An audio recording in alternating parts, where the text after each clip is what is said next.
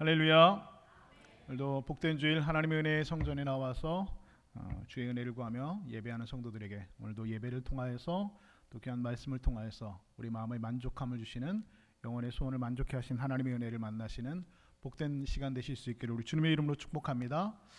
우리 지난주 말씀, 우리 소유냐 존재냐 우리 말씀 함께 기억하면서 우리가 무엇을 소유하면서 소유함으로 우리가 기뻐하는 자들이 아니라 우리 지난주 말씀 끝에 하박국 선지자의 고백처럼 여호와 한 분 하나님으로 말미암아 즐거워할 수 있는 그런 하나님의 존재로 말미암아 즐거워하는 그런 존재론적인 인간이 되기를 우리가 함께 다짐하면서 이 시간 우리 좌우 앞 뒷분하고 다시 한번 이 시간 인사하면서 이렇게 인사하면서 함께 우리 고백하겠습니다. 하나님으로 기뻐합시다. 함께 인사하겠습니다. 시작. 하나님으로 기뻐합시다. 하나님으로 기뻐합시다. 우리가 하나님으로 기뻐합시다라고 이렇게 말을 자꾸 고백을 해야지 정말 하나님 한 분만으로 우리가 만족하고 기뻐할 수 있는 삶을 살게 될 수 있는 가능성이 좀 높아지겠죠. 안 그러면 우리는 세상의 소유와 내가 가진 것으로 만족하고 기뻐하는 우리 인생이 되게 될 것입니다. 우리가 입술의 고백들이 날마다 하나님 앞에 선한 고백들, 아름다운 고백들, 믿음의 고백들이 되실 수 있기를 다시 한번 주님의 이름으로 축복합니다. 기원전 400년경 그리스 고린도에 디오게네스라고 하는 철학자가 살고 있었는데요. 이 디오게네스는 그 당시에 지혜와 지식이 얼마나 유명했는지 그에게 지혜를 배우고자 많은 사람들이 찾아왔는데 그 중에서 어느 날 이 알렉산더 대왕이 이 디오게네스를 찾아왔습니다. 알렉산더 대왕이 디오게네스를 찾아왔을 때 그때 디오게네스가 뭐 하고 있었냐면 그 나무통에 들어가서 일광욕을 하면서 쉬고 있었다라는 것이죠. 그런데 알렉산더 대왕이 이 디오게네스에게 찾아와서 이렇게 말을 건넸습니다. 디오게네스여, 나는 당신의 지혜와 지식들을 일찍이 잘 들어서 알고 있습니다. 당신의 그 지혜와 지식을 배우고자 내가 이렇게 찾아왔는데 당신이 원하는 소원이 무엇인지 내게 말만 하면 내가 그 소원을 다 들어주겠어 라고 이렇게 물었다는 것이죠. 그러자 디오게네스가 알렉산더 대왕의 이 말을 듣고 이렇게 대답을 했습니다. 왕이시여, 왕께서 지금 햇빛을 가리고 있으니까 조금만 옆으로 비켜주시겠습니까? 라고 말을 했다는 겁니다. 참 황당하죠. 소원이 뭐냐고 하니까 내가 지금 일광욕하고 있는데 햇빛 가리지 말고 좀 옆으로 비켜달라고 이야기를 한 겁니다. 알렉산더가 너무 당황스러워하니까 이번에는 다시 디오게네스가 알렉산더 대왕에게 이렇게 물었습니다. 왕이시여, 당신의 소원은 그럼 뭡니까? 라고 물었다는 겁니다. 그랬더니 알렉산더 대왕이 이렇게 대답합니다. 내 소원은 인도를 정복하는 겁니다. 내가 인도를 정복하고 이 세계를 정복하는 것이 내 소원입니다. 라고 알렉산더 대왕이 대답했습니다. 그러니까 디오게네스가 또 묻습니다. 그럼 인도를 정복하고 난 다음엔 뭘 할 겁니까? 라고 하니까 대왕이 이렇게 대답합니다. 인도를 정복하고 나서는 나는 좀 쉬고 싶습니다. 라고 대답을 했습니다. 그랬더니 디오게네스가 또 이렇게 이야기를 합니다. 왕이 볼 때는 제가 지금 무엇을 하고 있는 것처럼 보입니까? 라고 대답했다는 겁니다. 디오게네스가 뭐 하고 있었습니까? 쉬고 있었죠. 일광욕하면서 쉬고 있었다는 겁니다. 큰 지혜를 얻었습니다. 알렉산더 대왕이 그 길로 인도 정복에 나갔다가 질병에 걸려서 그 전쟁터에서 33살의 젊은 나이에 죽고 말았습니다. 죽기 직전에 알렉산더 대왕이 신하들에게 이와 같이 유언을 했다고 하죠. 내가 나를 묻을 관에는 구멍을 내서 내 손이 그 관 양쪽으로 내 손이 보일 수 있도록 해라 라고 유언을 했다는 겁니다. 세계를 정복하고 그렇게 넓은 대제국을 건설해도 손에 가져갈 것이 아무것도 없다라고 하는 그런 교훈을 주기 위함이었습니다. 여러분도 소원이 다 있으시죠? 사람들은 지금도 이 소원을 이루기 위해서 열심히 일하고 그 소원을 이루기 위해서 열심히 노력을 하고 있습니다. 우리 그리스도인들도 소원들이 다 있습니다. 우리 마음의 소원을 이루기 위해서 우리 그리스도인들은 세상의 사람들과 좀 다른 방법을 가지고 있습니다. 세상의 사람들은 소원을 이루기 위해서 열심히 일하고 열심히 노력하는 것에 그치지만 우리 그리스도인들은 한 가지 더 하는 게 있죠. 물론 열심히 일하고 열심히 노력하지만 그리스도인들은 한 가지 더 하는 것은 무엇입니까? 하나님 앞에 내 소원을 아뢰고 열심히 기도하는 것입니다. 하나님께서 구하라 그리하면 주실 것이요 라고 말씀하셨으니까 우리 마음에 있는 소원들을 하나님 앞에 아뢰고 기도하고 있습니다.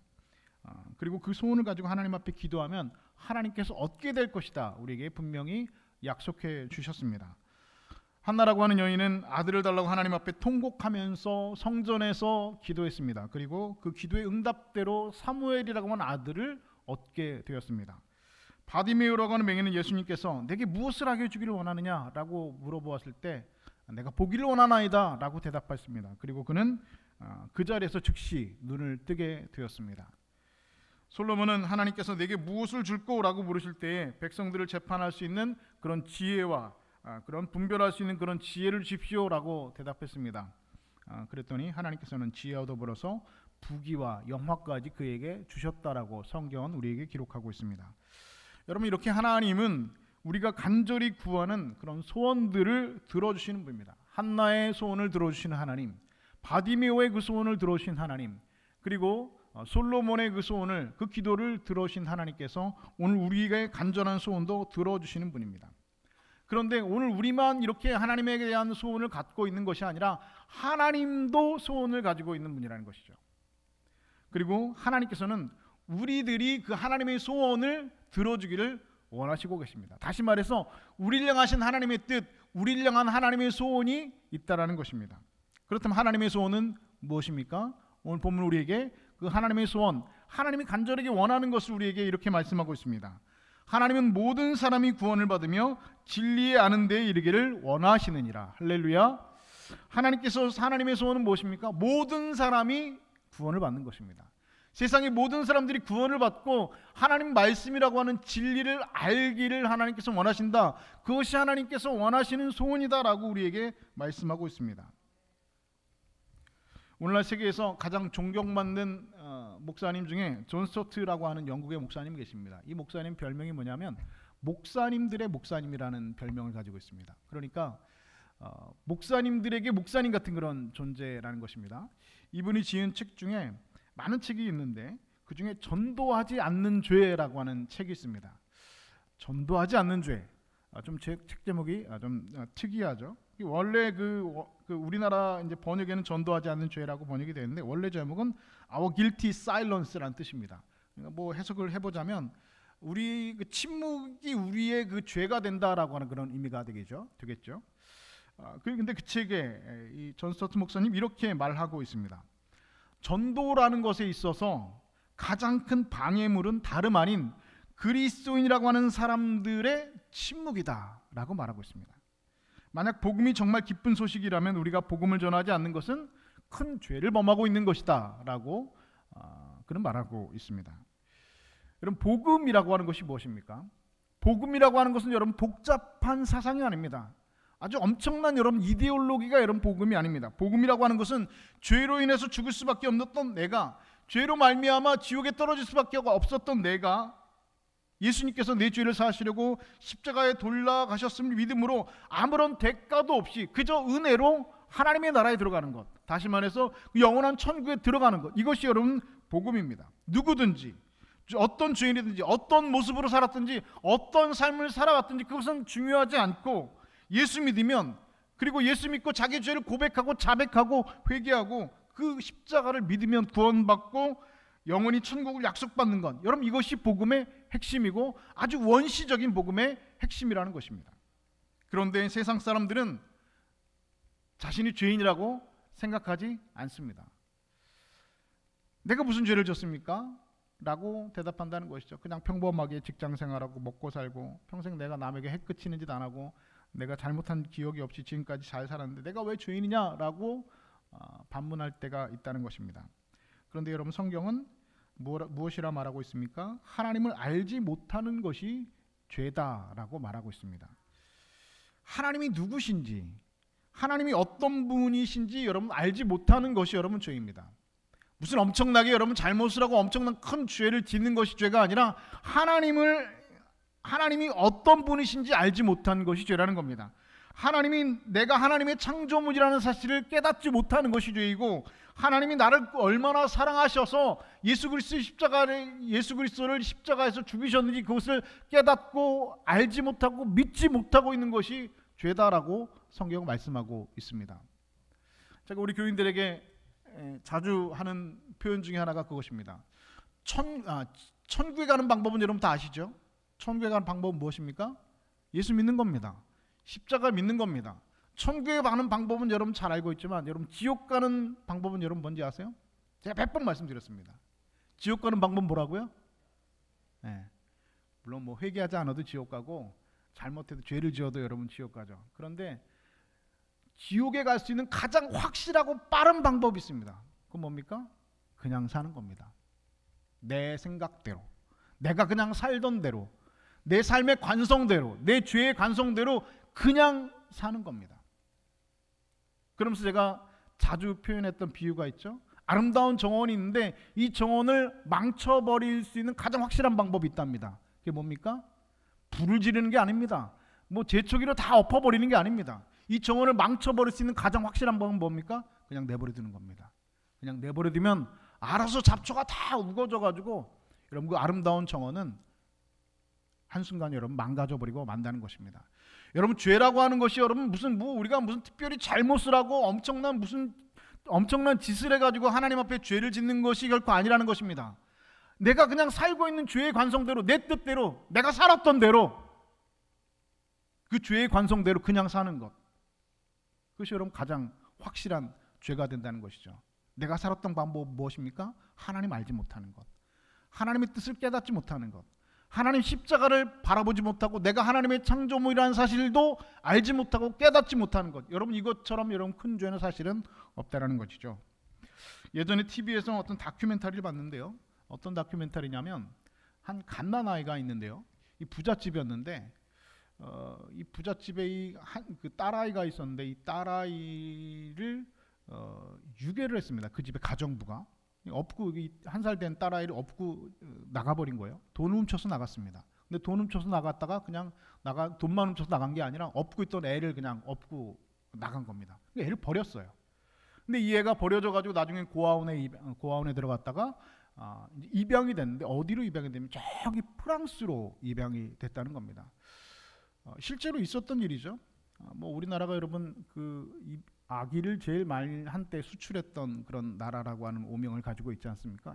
멀리 프랑스로 이 아이가 입양이 됐습니다. 부모는 이 딸아이를 찾기 위해서 전국 방방곡곡을 뒤지면서 찾으러 다니는데 이 딸아이는 프랑스로 입양을 가버리고 말았습니다.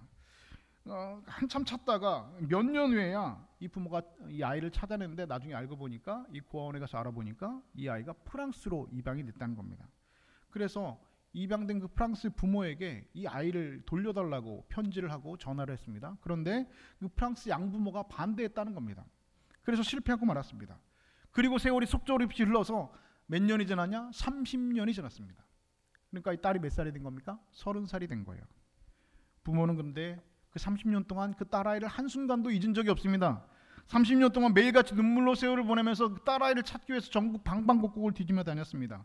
그렇게 보고 싶으면 찾아가면 될 거 아니냐, 찾아가서 데리고 오면 될 거 아니냐 여러분 생각할 수 있지만 그게 간단치가 않다는 겁니다. 왜냐하면 이 프랑스 법에 의하면 한 번 입양된 아기가 본인이 아기 그 입양된 그 아이 스스로 원하기 전에는 절대로 친부모가 접근할 수 없는 것이 그 프랑스의 법이랍니다. 그래서 뭐 전화를 할 수도 없고 친부모가 그에게 편지를 보낼 수도 없고 집에 찾아올 수도 없는 것, 모든 접근이 차단되는 것이 그 프랑스의 법이라는 겁니다. 그래서 부모는 딸에게 연락이 올 때만을 기다렸는데 몇 해 전에 딱 한 번 이 딸에게서 편지가 한 번 왔답니다. 이 친부모에게 편지가 왔다는 것이죠. 그리고 나서 또 연락이 끊어졌습니다. 너무나 이 딸아이가 그리워서 이 딸을 찾기 위해서 이 친부모는 비행기를 타고 프랑스로 찾아갔습니다. 그리고 딸이 다니는 학교, 딸이 다니는 친구를 다 만나고 그리고 결국 집까지 찾아갔습니다. 그런데 그 집 안에 들어가서 딸을 안을 수는 없었습니다. 왜냐하면 그 딸이 부모를 만나기 전까지는 만나기를 원하지 않으면 접근할 수가 없는 것이 프랑스 법이기 때문에 그렇습니다. 멀찌감치 서서 그 딸아이가 왔다 갔다 하는 것을 부모가 그냥 쳐다보기만 하는 겁니다. 눈물을 흘리면서 이 딸아이를 바라보고만 있는 그런 모습을 보게 되었습니다. 제가 이 TV를 보면서 그때 그런 생각을 했습니다. 부모가 누군지 모르는 것도 죄다. 여러분 어떻습니까? 부모는 딸이 보고 싶어서 애타게 찾고 있습니다. 눈물을 흘리면서 먼 곳에서 바라보고 눈물을 흘리고 있습니다. 그런데 딸은 그 부모가 누구인지도 모르고 찾을 생각도 하지 않습니다. 부모에게 갈 생각도 하지 않습니다. 여러분 이것보다 여러분 큰 죄가 여러분 어디가 있겠습니까? 부모의 입장에서 볼 때는 내 배 아파서 난 그 자식이 나를 찾지 않는 겁니다. 나를 모르는 겁니다. 나에게 오지 않는 겁니다. 여러분, 이것보다 여러분 심각한 죄가 여러분 어디 있겠습니까? 마찬가지라는 것이죠. 하나님께서 우리를 하나님의 자녀로 삼아주셔서 모든 사람이 구원을 받기를 원하고 진리를 아는 데를 원하는데, 십자가의 진리를 알기를 원하는데, 우리가 그 하나님의 자녀들이, 인간들이 하나님을 찾지 않는 겁니다. 하나님께 나오지 않는 겁니다. 이것이 여러분 죄라고 하는 것이죠. 그래서 하나님께서는 우리에게 하나님 알기를 원한다, 이와 같이 말씀하셨습니다. 성경 호세아 6장 3절부터 6절은 이렇게 말씀합니다. 그러므로 우리가 여호와를 알자, 힘써 여호와를 알자. 나는 인애를 원하고 제사를 원하지 아니하며 번제보다 하나님 아는 것을 원하노라. 할렐루야. 뭘 원한다고요? 인애를 원하지 않는다고요. 제사를 원하지 않는다고요. 번제를 원하지 않는다. 그것보다 나를 알기를 원한다. 하나님 알기를 원한다고 호세아 선지자를 통하여서 하나님께서 말씀하셨습니다. 그리고 여러분, 호세아 선지자를 통하여서 하나님께서 뭐라고 말씀하십니까? 너희가 돌아오려거든 나에게로 돌아오라. 그 음란한 여인 고멜을 통하여서 하나님께서 호세아 선지자를 통해서 그 백성들에게 말씀하시는 메시지는 무엇입니까? 너희가 돌아오려거든 나에게로 돌아오라. 내가 너희의 하나님이다. 내가 너희를 지었다. 내가 너희의 부모이다. 내가 너희를 사랑한다. 그 하나님의 마음을 알라고 하나님께서는 호세아 선지자를 통해서 애타게 말씀하고 계시는 것입니다. 여러분, 다른 것이 죄가 아닙니다. 하나님을 모르는 것이 죄이고, 하나님을 떠나 사는 것이 죄이고, 그리고 하나님의 부르심에 응답하지 못하고 있는 것, 그리고 응답하지 않고 있는 것이 죄입니다. 그러면 이렇게 하나님을 모르고 사는 사람들이 받는 형벌은 무엇입니까? 누가복음 6장에 보면 부자와 나사로 이야기가 있죠. 이 이야기는 여러분 다 알고 있습니다.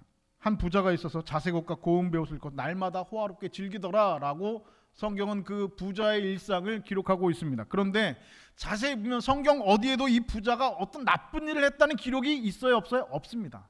나쁜 일을 하지 않았습니다. 그냥 이 사람은 남들보다 더 열심히 일을 해가지고 부자가 되었을 겁니다. 좋은 일도 여러분 많이 했을 겁니다. 거지 나사로가 부자의 상에서 떨어지는 것으로 배를 불렸다고 하는데, 여러분, 나사로가 부자의 밥상 밑에 누워있는 것도 아닌데 부자의 상에서 떨어지는 것을 어떻게 먹을 수 있었을까요? 부자가 준 겁니다. 그러니까 자기가 먹고서는 남은 게 있는데 그 집 앞에서 읽고 있는 그 거지 나사로에게 그걸 준 겁니다. 먹을 것을 준 겁니다. 그러니까 여러분, 적당히 이 부자는 선한 일을 한 겁니다. 우리 같으면 여러분 어땠을까요? 여러분, 부잣집, 아주 구중궁궐의 부잣집 대문에 거지가 살고 있습니다. 그 부자가 그 거지를 가만히 내버려 둘까요? 여러분 같으면 내버려 두시겠습니까? 여러분들이 아주 부잣집인데 여러분 집 앞에 거지가 살고 있습니다. 그 거지가 누워가지고 날마다 여러분 그 상에서 떨어지는 음식을 받아 먹기를 원하고 살고 있습니다. 여러분 같으면 내버려 두시겠습니까? 내버려 둘 사람 없죠. 그 냄새나고 그 더러운 그 거지가 내 그 좋은 집 앞에 대문에 누워서 살고 있는데 여러분 내버려 두는 부자가 여러분 얼마나 있겠어요? 그냥 내버려 두는 것도 여러분 그 사람 꽤 괜찮은 사람입니다. 아니요, 꽤 여러분 은혜가 있는 사람이고 좋은 사람입니다. 제 기준에서는 그래요. 제가 만약에 솔직하게 정말 이 부자처럼 아주 큰 집에, 아주 좋은 집에 그 살고 있는데 우리 집 대문 앞에 거지가 살고 있으면 저는 내쫓을 것 같아요. 여러분 어떨 것 같습니까? 여러분, 아이고 여기서 잘 계십시오, 제가 매일같이 제 상에서 떨어진 음식 갖다 드리겠습니다, 그럴 것 같습니까? 쉽지 않은 일입니다. 그런데 이 부자는 어떻게 했다고요? 갖다 줬다는 겁니다.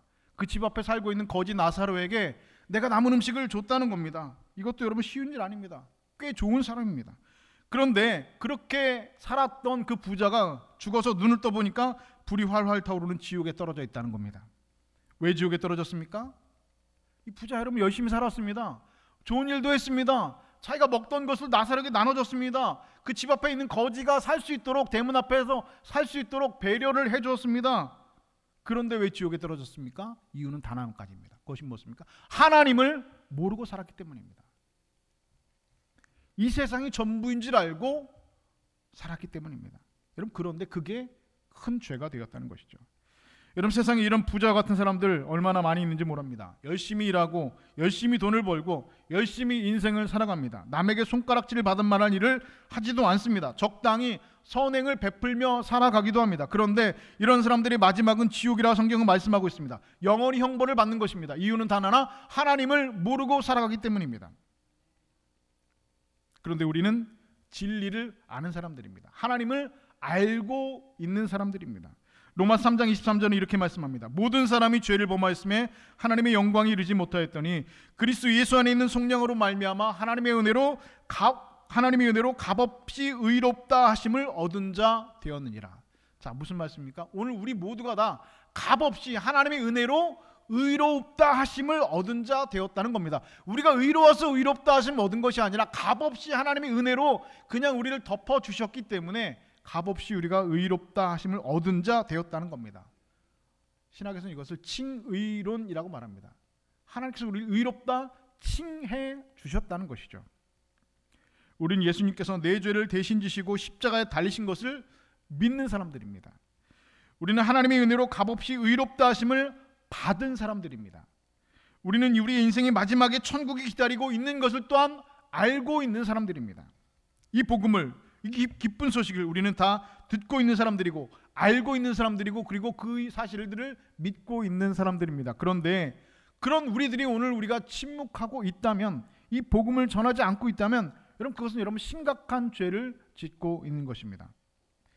예수님께서는 우리에게 절대로 지옥만큼은 가서는 안 된다고 말씀하셨습니다. 그 이유는 그 예수님께서 십자가에 달리셔서 3일 동안 어디에 계셨습니까? 스올, 곧 지옥에 내려갔다 오셨기 때문입니다. 그렇기 때문에 그 예수님께서는 누구보다도 우리의 영혼이 지옥 가서는 안 된다라고 말씀하고 계셨습니다. 그 지옥이 어떤 것인지 그 누구보다도 경험적으로 예수님께서 알고 계시기 때문입니다. 그래서 예수님께서는 마가복음 16장 15절에서 이렇게 말씀하셨습니다. 너희는 온 천하에 다니며 만민에게 복음을 전하라 말씀하셨습니다. 온 천하에 다니면서 만민에게 복음을 전하라. 여러분, 이것은 우리 그리스도인들에게 주신 주님의 명령입니다. 하면 좋고 안 하면 할 수 없는 것이 아니라 반드시 해야 되는 명령이라고 하는 사실입니다. 저는 우리 교회에 한 가지 불만이 있습니다. 어떤 불만이냐? 뭐 엄청난 불만 아닙니다. 여러분 긴장하지 마세요.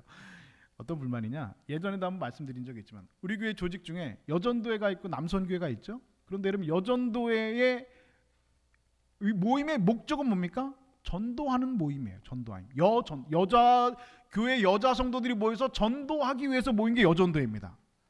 모여서 교제하고 모여서 밥 먹고 모여서 그리스도의 은혜를 나누고 말씀을 나누는 것도 중요한 것이지만 제일 중요한 여전도의 모임의 가치는 무엇입니까? 전도하는 겁니다. 모여서 어떻게 전도해야 될까? 이것이 여러분 모임의 가장 큰 목적이 되는 것이 여전도입니다. 자전거 동호회의 목적은 뭡니까? 자전거 타는 겁니다. 그런데 자전거 동호회에서 자전거를 안 탑니다. 그럼 뭡니까? 그 자전거 동호회입니까? 그 자전거 동호회가 아니죠. 자전거 동호회 그 사람들이 모여가지고 매일같이 밥 먹고 여행 다니고 맨날 그 뭡니까? 게임만 하고 있다라고 하면 여러분 그 자전거 동호회가라고 볼 수가 없죠. 등산 동호회는 뭡니까? 모여가지고 등산하는 게 등산 동호회입니다. 그런데 등산 동호회들이 회원들끼리 다 모여가지고 등산 안 해요. 그럼 여러분 그 등산 동호회가 아니잖아요. 여전도회가 모였습니다. 근데 여전도회가 모여서 전도를 안 해요. 그리고 어떻게 전도해야 될지 이야기도 하지 않아요. 그리고 어떻게 전도해야 될지 구상도 하지 않습니다. 아무런 계획도 없습니다. 그럼 여전도회라고 볼 수가 사실은 없지요. 남선교회도 마찬가지죠. 남자 교회 성도들이 선교하기 위하여 모인 것이 여러분 남선교회입니다. 근데 오늘 우리 교회는 좀 그런 부분들이 많이 약한 것 같아요. 내년부터는 좀 모여서 여러분 전도는 여러분 어떤 특별한 사람만 하는 것이 여러분 전도는 아니잖아요. 물론 우리 삶 속에서 항상 전도하는 것이지만 우리 교회 모든 남선교회 여전도회 회원들이 모여서 우리가 어떻게 하면 전도를 해야 될, 우리가 어떻게 하면 복음을 전해야 될 것인가를 여러분 고민하고 그것을 위한 목적이 남선교회이고 여전도회라고 하는 것입니다. 이런 우리 전도의 목적, 이 모임의 목적이 우리 교회 가운데 이루어져야 될 것입니다. 여러분 전도는요 특별한 사람들만 하는 것은 아닙니다. 전도부원들만 하는 것이 여러분 전도는 아닙니다. 전도는 누가 하는 겁니까? 다 해야 됩니다. 다. 뭐 나는 안 해도 된다 그런 사람은 없습니다. 아니 나는 뭐 나이가 많아서 나는 안 해도 돼 그런 건 없습니다. 다. 전도는 모든 그리스도인들이 마땅히 감당해야 될 절대적인 사명입니다. 요한복음 보면 사마리아 수가성 여인이 우물에 물을 들어왔다가 예수님 만났죠. 그리고 나서 이 여인이 이 예수님 만나고 나서 내가 만난 이 예수님이 그 하나님의 아들 메시아 구세주라는 사실을 깨달았습니다. 그리고 나서 이 여인이 했던 일은 뭡니까? 바로 동네로 내려가는 겁니다. 그 동네가 어디입니까? 사마리아 수가성이니까 사마리아 그 성으로 들어갔습니다. 그런데 여러분, 이 여인이 뭐 사마리아 성에 갔으니까 뭐 그럴 수 있겠다라고 생각할 수 있지만 여러분 쉬운 일이 아니죠. 왜 그렇습니까? 이 여인이 예수님을 만난 시간은 낮 12시입니다. 하루 중 가장 햇빛이 뜨거운 시간에 이 여인은 우물가에 왔습니다. 왜 그렇습니까? 사람 만나기 싫어서요. 내가 남편이 5이 있는 것, 그 부끄러운 과거, 나 이런 모습들을 다른 여자들하고 우물가에 먼저 가지고 뭐가 어떻고 뭐 저 여자가 어떻고 이런 얘기 듣고 싶고 그 꼴을 보고 싶지 않으니까 아무도 우물가에 오전 낮 12시 그 뜨거운 햇빛을 받으면서 우물가에 온 여인입니다. 그런데 이 여인이 예수님 만나고 나서 사마리아 성에 가서 사람들을 만났다는 겁니다. 쉬운 일입니까? 쉬운 일이 아니죠. 사람 만나고 싶지 않은 사람이었는데, 사람들 얼굴 보고 싶지 않은 여인입니다. 그 사람들하고 말 섞고 싶지 않은 사람입니다. 그런데 예수님 만나고 나서 사마리아 성에 가지고 그 사람들에게 뭐라고 말했습니까? 와서 보라, 이가 그리스도가 아니냐라고 복음을 전했다는 겁니다. 그 결과가 요한복음 4장 39절에 이렇게 기록되고 있습니다. 그 동네 중에 많은 사마리아인이 예수를 믿은지라. 할렐루야. 이 여인이 가가지고 사마리아 성에 가지고 뭐 엄청난 복음을 전한 게 아닙니다. 이분이 뭐 하나님의 아들 예수 그리스도고 구약에 있는 뭐 이 율법을 뭐 완성시키기 위해서는 그리스도셔서 뭐 독생자 예수 그리스도 십자가에 죽으셔서 죽은 지 3일 만에 부활하시고 뭐 이런 복잡한 복음을 전한 게 아닙니다. 딱 한마디 했습니다. 뭐라고 했습니까? 와보라. 와보라는 겁니다. 어디로요? 우물가에 와보라는 겁니다. 와서 이 예수님 만나보라는 겁니다. 여러분, 전도하는 게 여러분 엄청나게 여러분 복잡한 것이 아닙니다. 많은 사마리아인이 그 복음 듣고 와보라는 말 듣고 예수님 만났다는 것이죠. 그리고 많은 사마리아인이 예수를 믿었다라고 요한복음 기록하고 있습니다. 여러분, 누가 한 일입니까? 하나님께서 하신 겁니다. 이 여인이 와서 보라 그 말 한마디에 하나님께서 역사하셔서 그 사람들의 많은 영혼을 움직이셔서 많은 열매를 맺게 하신 겁니다. 그래서 여러분, 다른 말이 필요 없습니다. 그냥 와서 보라. 내가 만난 예수님 너도 한번 만나봐라. 이것만 여러분 전하는 겁니다. 그 다음은 누가 하시는 건다고요? 하나님께서 알아서 하시는 겁니다. 여러분이 당장 전도의 열매가 없다고 해서 낙심할 필요가 사실은 없습니다. 한번 와보라고 했는데 안 왔다고 해서 역시 나는 안 되는구나 라고 실망할 필요가 전혀 없습니다. 한 사람이 예수 믿기 위해서는요, 평균적으로 4명에게 복음을 전해야 된다는 그런 통계가 있어요. 그러니까 한 사람이 복음을 전해 듣고 교회 가자 했는데 그냥 교회 가자 해가지고 그냥 그 다음날 따라 나서는 사람이 없다는 겁니다. 평균적으로 4명이 교회 가자 해야지 이 사람이 교회 간다는 거예요. 그래서 한번 와봐라 했는데 그 다음 주에 그 사람이 교회였다면 여러분이 잘한 것이 아니라 여러분 몇 번째 말한 겁니까? 평균 4번째 사람이 된 겁니다. 여러분 앞에 3명이 더 있는 겁니다. 그런데 한번 와봐라 했는데 아무 반응이 없으면 여러분이 실패한 것이 아니라 첫 번째, 두 번째 혹은 세 번째 한 겁니다. 때가 되면 하나님께서 그를 구원해 내신다는 것이죠. 그래서 여러분, 전도에는 실패라는 게 없습니다. 전도 한 명도 못했다고 실패냐? 아닙니다. 전도는 하나님께서 하시는 것이기 때문입니다. 선교학에서 오랜 동안 이 선교에 대해서 논의들이 있었습니다. 선교 현장에서 어떻게 우리가 이 사람들을 구원해내느냐에 대한 선교사들이 많은 고민이 있었습니다. 어떻게 해야지 이 사람들을 예수 믿게 해서 구원을 얻게 되느냐? 뭐 이슬람처럼 뭐 칼로 복음을 전해야 되냐? 뭐 여러 가지 논의들이 있었는데 그 논의들 가운데 결론으로 내리는 한 가지의 단어가 있습니다. 그것은 무엇이냐고 보면 미시오 데이라고 하는 단어입니다. 이 미시오 데이라고 하는 단어는 무슨 뜻입니까? 하나님의 선교라는 뜻입니다. 다시 말해서 선교는 누가 하는 것이다고요? 하나님이 하는 겁니다. 인간의 물론 노력이 필요하죠. 우리가 어떻게 선교해야 될지, 어떻게 전도해야 될지 전략적으로 여러 가지 전략이 필요하지만 그 결국 이 모든 것 가운데 이 선교는 누가 하시는 것이? 하나님이 하시는 것이라는 것이 여러분 선교학의 오랜 결론입니다. 전도에는 여러분 그래서 실패가 없습니다. 전도는 하나님께서 하시는 것, 선교는 하나님께서 하시는 것이기. 다만 우리는 하나님의 그냥 거룩한 도구로 사용될 뿐입니다. 예수님께서 말씀하셨죠. 너희는 천하만국에 복음을 전하라. 땅끝까지로 내 증인이 되라. 말씀하신 이유가 무엇입니까? 우리에게 그 말씀을 부탁하고 명령하신 이유가 무엇입니까? 주님께서는 손이 없으시기 때문에, 하나님께서는 발이 없으시기 때문에 우리의 입술을 통하여서 그 복음을 증거하시기를 하나님께서는 원하신다는 것입니다. 미국의 미얀마로 복음을 가지고 떠난 최초의 선교사가 있습니다. 아도니람 저드슨이라고 하는 선교사가 있는데요. 이분이 16살에 브라운 대학교에 입학해가지고 3년 만에 조기 졸업할 정도로 수재였다고 하고요. 3년 동안 수석을 했다고 합니다. 아버지가 침례교 목사님인데 20살이 될 때까지 그 목사 아들이 예수를 안 믿었다는 겁니다. 그러기도 쉽지 않죠. 목사님 아들인데 예수를 안 믿어요. 참 쉽지 않죠. 제가 목사인데 여러분 저희 집에 있는 아들이 교회 안 다닌다면 여러분 어떻게 하시겠어요? 제가 어떻게 보이실까요? 좀 우리 목사님 좀 문제가 있구나 이런 생각이 좀 드시지 않겠습니까? 덕스럽지 않구나, 은혜롭지 않구나 이런 생각이 드시지 않겠습니까? 그런데 그 아버지가 목사님인데 침례교 목사님인데 아도니람 저드슨이라고 하는 이분이 20살이 될 때까지 예수를 안 믿었다는 겁니다. 교회를 안 다녔대요. 아버지가 목사님인데. 대학을 졸업하고 친구하고 여행하던 도중에 친구가 갑자기 사고로 죽게 되었습니다. 그런데 그 친구가 불신자였다는 것이죠. 그리고 저드슨은 그 친구가 지옥에 바로 떨어졌다라고 하는 것을 깨닫게 되었고 집에 돌아와서 바로 엔도버 신학교에 입학해가지고 목사가 되었습니다.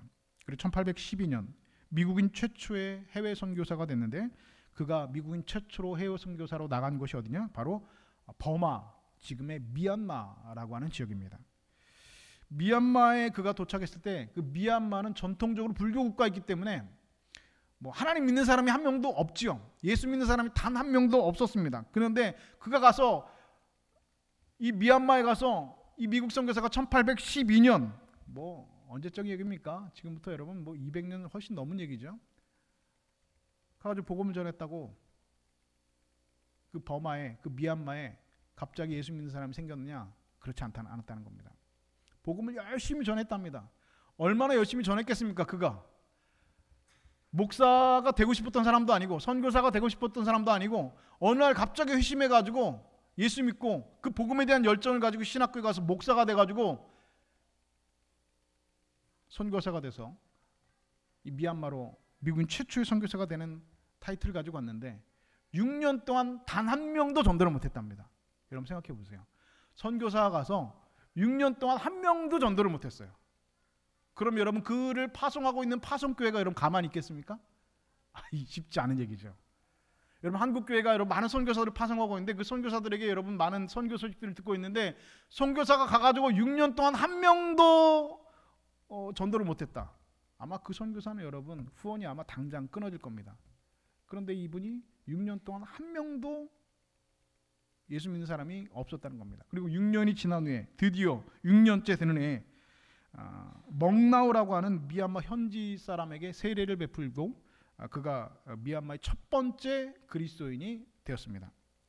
그로부터 시간이 지나서 1849년 37년 동안 미얀마에서 사역을 하다가 병을 얻어서 이 저드슨이 미국 보스턴으로 돌아왔는데 그 보스턴으로 돌아와서 그가 집회를 했을 때 그의 집회에 모여든 사람들이 미국인 10,000명이 모였다고 합니다. 그리고 이 저드슨의 설교를 듣기 위해서 몰려들었습니다. 그런데 그때 저드슨이 너무 건강이 안 좋아져가지고 강대상에 서서 설교를 할 힘도 없어서 강대상에 의자를 놓고 앉아가지고 설교를 했는데 뭐라고 설교를 하는지 알아듣는 사람이 거의 없었다는 겁니다. 너무 건강이 안 좋아졌어. 그런데 그 모습을 보고 앉아있던 사람들이 울기 시작했고 그 자리에서 21명의 청년들이 일어나와서 내가 미얀마로 가겠다. 내가 저드슨을 대속해서 우리가 가서 미얀마를 하나님의 나라로 전도하겠다라고 외치면서 선교사로 21명의 청년들이 헌신을 했다는 겁니다. 그리고 1년인 1850년 폐렴과 이질로 미얀마에서 이 저드스는 주님 품에 안겼는데요. 그런데 그가 죽고 난 후 10년 후에 1860년 미얀마 정부 보고서에 의하면 미얀마에 21만 명이 그리스도인이 있는 것으로 보고되었다는 겁니다. 무슨 말입니까? 6년 만에 전도한 한 명의 그리스도인이 생긴 자 10년 만에 미얀마에 21만 명의 그리스도인들이 생겼다는 겁니다. 그리고 지난 2017년 현재 미얀마의 기독교인 숫자는 전체 인구의 11%로 570만 명이라고 합니다. 여러분, 미얀마에 무슨 예수 믿는 사람 있겠어? 라고 생각되시죠? 미얀마 인구의 11% 570만 명이 예수 믿는다는 겁니다. 그런데 여러분, 통영의 기독교인이 여러분 몇 퍼센트인지 아세요? 10%가 안 된답니다. 미얀마보다 통영의 기독교인 숫자가 더 작습니다. 선교학에서 여러분 10%가 안 되면 여러분 뭐라고 분류하는지 아십니까? 미전도 종족이라고 합니다. 미전도 종족. 대한민국의 작년 갤럽 조사를 하면 대한민국의 사람들 중에서 37%가 종교를 가지고 있는데 그 중에 개신교인의 숫자가 19%라고 합니다. 호남의 개신교인들이 31%, 그리고 경남이 11.2%, 그런데 통영 인구 12만 명 중에 기독교인 숫자는 10%가 안 된다는 통계입니다. 여러분, 1890년 호주 선교사 조셉 앤니 데이비스 선교사가 부산에 도착한 지 132년이 지났습니다.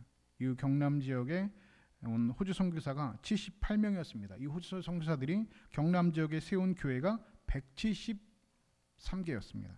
수많은 학교와 고아원을 세웠습니다. 그리고 1913년 호주 장로교에서 이 통영지부에서 진명학원 그리고 진명유치원을 세우고 교회들의 항일운동의 중심에 이 교회들이 서 있었습니다.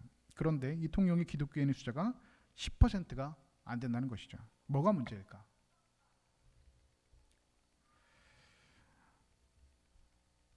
사도 바울은 고린도전서 3장 6절에서 이렇게 말씀하고 있습니다. 나는 심었고 아볼로는 물을 주었을 때 오직 하나님께서 자라게 하셨나니. 심는 사람이 있고 물 준 사람이 있고요. 하나님께서 자라게 하신다는 겁니다. 여러분, 우리가 열심히 심고 물을 주면 자라고 열매 맺게 하시는 분 여러분 하나님입니다. 전도에는 실패가 없습니다. 사마리아 수가성 여인처럼 그냥 와 보라 라고 하는 게 전도입니다. 엄청나게 복잡한 것이 복음이 아니라는 것입니다. 그래서 전도에 여러분 우리가 핑계를 댈 수 없다는 것이죠. 나는 교회에 출석한 지도 얼마 안 됐고 성경에 대해서 아는 것도 없고 다른 사람 앞에서 말도 잘 할 줄 모르는데 하면서 핑계 대고 앉아있는 사람 앞에 사람이 있다면 사탄이 이렇게 말한다고 합니다. 딱 내 스타일이야 이렇게 말한답니다. 초대교회 성도들 복음 전하다가 수많은 박해와 핍박을 받았습니다. 베드로와 요한이 복음 전했을 때 종교 지도자들이 붙잡아서 도무지 예수의 이름으로 말하지도 가르치도 말라 했습니다. 그런데 그들이 대답이 무엇입니까? 우리가 보고 들은 것을 말하지 아니할 수 없다라고 저들은 말했습니다. 내가 본 것, 내가 들은 것을 우리는 전하지 아니할 수 없다라고 베드로와 요한이 선언했다는 것입니다. 여러분, 우리가 오늘 복음 전하는 데 있어서 여러분 박해가 무엇입니까? 누가 우리를 핍박합니까? 오늘 우리가 복음을 전하는 데 있어서 가장 큰 문제는 무엇입니까? 오늘 내가 가장 큰 문제입니다. 나의 침묵이 가장 큰 문제라고 하는 사실을 존 스토트 목사님은 우리의 죄가 바로 사일런스, 우리의 침묵이라고 오늘 꼬집어서 말하고 있는 것입니다. 그런데도 우리는 복음을 전하는 일에 관심이 없습니다. 물론 우리가 복음 전하지 않아도, 여러분이 전도하지 않아도 구원을 받을 수 있습니다. 천국 가실 수는 있습니다. 그러나 하나님께 여러분 얼마나 여러분 부끄럽게 여러분 서 있게 될 것인지. 사랑하는 여러분, 하나님은 모든 사람이 구원받고 진리를 아는 데 이르시기를 원하신다 말씀하셨습니다. 그리고 이것이 하나님의 소원이라 여러분 말씀하셨습니다. 오늘 이 사명을 우리에게 맡겨주셨습니다. 주님 다시 오시는 날까지 이 사명 감당하여서 하나님 붙드시는 교회, 언제까지나 하나님 사용하신 우리 교회와 성도들 다 되실 수 있기를 우리 주님의 이름으로 간절히 축원드립니다.